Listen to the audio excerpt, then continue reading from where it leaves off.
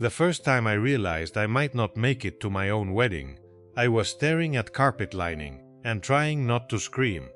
A second earlier, I'd been standing outside my apartment in Surrey Hills, straightening my tie, thinking about how my hands wouldn't stop shaking. My best man, Liam Mercer, had gone back upstairs because I'd forgotten the rings. The white sedan rolled up to the curb, exactly on time. The driver leaned across and smiled. Mid-50s, grey hair, face like a bloke who'd spent too many summers near Bondi Beach. Wedding at St. Mary's Cathedral. Yeah, I nodded. He stepped out before I could open the rear door. Boots already open, mate. Chuck your bag in. That was the last normal second of the day. The moment I bent down, something hard smashed into the back of my skull. Not enough to knock me out, just enough to fill my eyes with white heat. Then two hands shoved hard between my shoulders. I hit metal, rolled, and before I could twist around, the boot slammed shut. At first, I didn't understand what had happened. My brain refused it. I just lay there in the dark, tasting blood, hearing traffic moving along Crown Street like nothing in the world had changed. Then the locks clicked, and the car started moving. I hammered both fists against the lid until my knuckles burned. Hey, open the bloody boot! Nothing. The air smelled like petrol and old rubber. My phone was still in my inside jacket pocket. For 1 second I thought I'd been lucky. I dragged it out with shaking fingers. No signal. I laughed once. A sharp, ugly sound. Of course. My wedding was in 43 minutes. Emily Carter would already be getting ready at the hotel near Hyde Park. She'd be with her sister, probably pretending not to cry. We'd been together 4 years, through dead-end jobs, rent rises, and my father's funeral in Newcastle. Today was supposed to be the one day nothing could touch us. Then the phone vibrated, a text unknown number. Don't say a single word. Trust me. I stared at it so long I almost forgot to breathe. Then another message came. If you want Emily alive, stay quiet. Everything inside me went cold. I rang her immediately. Straight to voicemail. I rang Liam. Voicemail. Again, voicemail. My heart started slamming so hard I thought I'd vomit. Who are you? I shouted. Like whoever sent it could hear me through the metal. The car slowed, turned sharply, then picked up speed again. I tried to track the route by sound alone. Maybe the eastern distributor. Maybe south. Maybe nowhere I knew. Then my phone buzzed again. You were never meant to marry her. There was a photo attached. It had been taken maybe 2 minutes earlier. Emily was standing outside the hotel in her white dress, and she wasn't alone. Standing beside her, one hand on the small of her back, was Liam. I felt something in my chest tear open. No, not possible. Not Liam, not today. Then I saw what made my stomach drop. Emily wasn't crying. She was smiling. I kept staring at the screen, trying to force it into meaning something else, when another message appeared. Ask yourself why your father died. For a second, the whole world stopped moving. Because my father hadn't just died. He'd stepped in front of a train at Newcastle Interchange 18 months earlier. At least, that's what Emily had told me. Then the car braked hard. A voice came through from the other side of the back seat. Low. Calm, male. You can start screaming now, Ryan, he said. But first, tell me why your fiancée lied to you. My mouth went dry so fast, my tongue felt glued to my teeth. Who the hell are you? I shouted. No answer. The sedan rolled forward again. Tires crunching over loose gravel now, not city roads. Somewhere quieter, somewhere out of Sydney traffic. I pushed myself up as far as the cramped boot allowed and slammed my shoulder into the lid. Pain shot down my arm. It didn't even flex. Tell me what this is.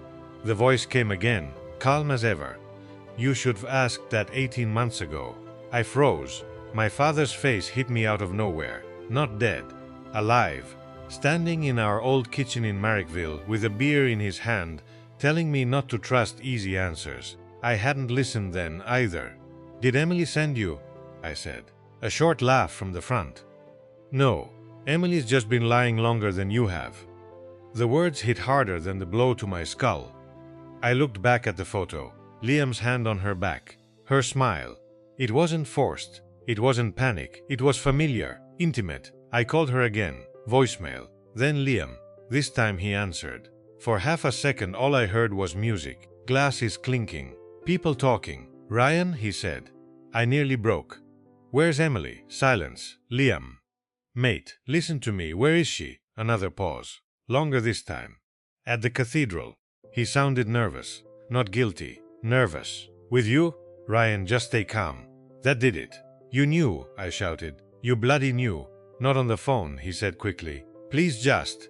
I hung up. Every part of me wanted to believe there was some explanation. That the photo lied. That the texts were some sick joke.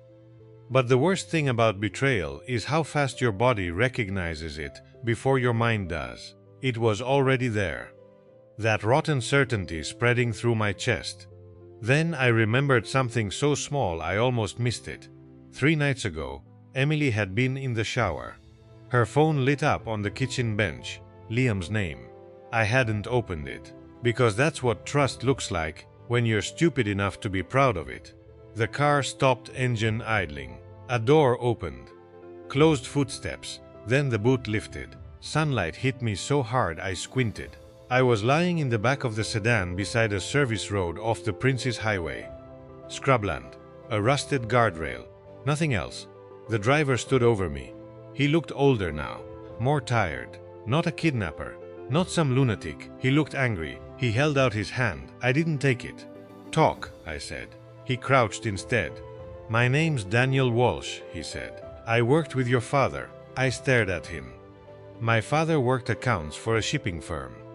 Daniel nodded once. And 3 weeks before he died, he found $600,000 missing. The wind seemed to vanish. What? He told someone he shouldn't have. Next day, he tried to pull out. 2 days later, he was dead. No, I said immediately. He killed himself. That's what they told you. My head was pounding. Who's they? He looked at me for a long moment. Then he said the one name I never expected. Emily. I actually laughed. Not because it was funny. Because my brain couldn't fit it anywhere else. You're insane. Am I? He reached into his jacket and handed me a folded piece of paper. Bank transfer records. My father's name. And underneath it, one account receiving payments over 4 months. The account holder was Emily Carter. I stopped breathing. Then Daniel said quietly, Your wedding isn't a wedding, Ryan. I looked up. He wasn't watching me anymore. He was staring past me, down the road. A black SUV had just turned off the highway, and it was coming straight at us. Daniel moved first. Get down. He grabbed my jacket and dragged me behind the sedan, just as the black SUV tore off the bitumen and sprayed gravel across the shoulder. It stopped hard, angled across the service road like it meant to block every way out. For one stupid second I thought maybe police. Maybe this whole thing was finally going to make sense. Then the driver's door opened. Liam stepped out. My chest locked. He looked the same as he had at every birthday, every beer after work, every miserable Sunday. We'd watched footy at the pub in Newtown. Same navy suit. Same tie I'd helped him pick last month. Only now he looked like he hadn't slept in days. Ryan, he called. Just listen. Daniel stayed low beside me. He wasn't supposed to find us this quickly. You knew he was coming? I knew someone would. I barely heard him. My eyes were fixed on Liam. Why? I shouted. He took 2 slow steps forward and lifted both hands. It's not what you think. I almost laughed. Every liar on earth says that first. You were with her. He swallowed. Yes. That one word hit harder than anything else that day. I stood up before Daniel could stop me. You bastard. Ryan, please. It wasn't. You touched her? He flinched, which told me enough. The world narrowed. My best mate, my fiancée, my father. Everything suddenly connected by threads I hadn't seen, because I never thought to look. Liam dragged a hand across his face. She told me not to say anything. About what? His eyes shifted to Daniel. Fear, real fear, that he'd get to you first. Daniel stood now too. Careful, Liam ignored him. Ryan, Emily's in trouble. I stared at him. What? She didn't set this up. Not the way you think. My head was pounding so badly the sky seemed to tilt. "The bank transfers," I said. Daniel showed me. Liam nodded once, miserably. "I know. You know." He stepped closer. "Your dad found out money was being moved through fake supplier accounts. He panicked. He wanted to go to police." I could barely hear my own voice. "And Emily?" She was already in it. The words landed like ice water. Her brother owed people in Melbourne. Bad people. She got dragged into moving money. At first she thought it was temporary. Then your dad found it. I felt sick. "No, she told me everything 2 months ago," Liam said. "She was trying to get out." 2 months? I said. "You knew for 2 bloody months?" He looked like he wanted me to hit him. "She made me promise," she said, "if you knew they'd come after you." Daniel gave a sharp laugh. "And yet here we are." Liam spun toward him. "You locked him in a boot." "I kept him alive." "From who?" Neither of them answered. That was when I noticed the second figure. Backseat of the SUV. A woman white dress. My heart stopped. Emily. Her face was pale. Her mascara was streaked.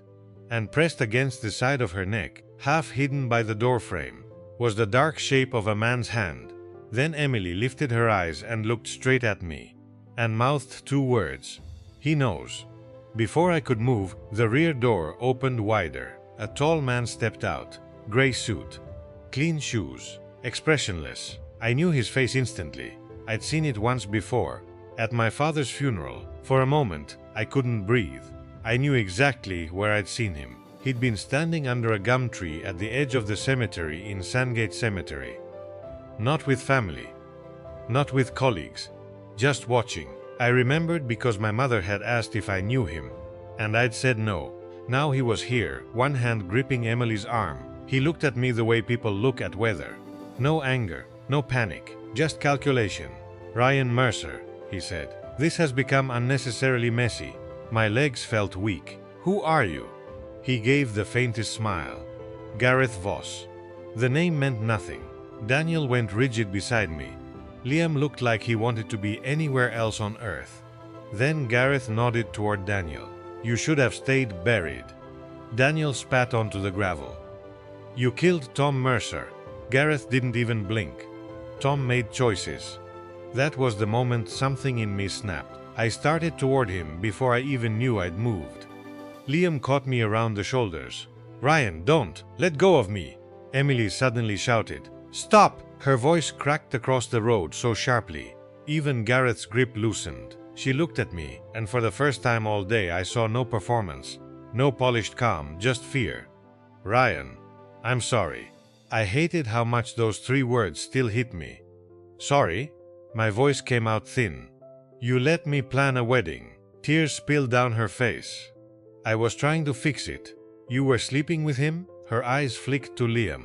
He looked away. That was answer enough. It hurt more than I thought a body could hold. "It only happened after," Liam said quietly. "After she told me." I laughed once. Hollow. "You two really thought timing was the issue?" Emily shook her head desperately. "No. Listen to me. Your dad didn't kill himself." "I know." Her face changed. "You know, I held up the transfer papers." "She used you," Daniel said. Emily rounded on him. "No. I used the account because Gareth needed someone clean. That's all.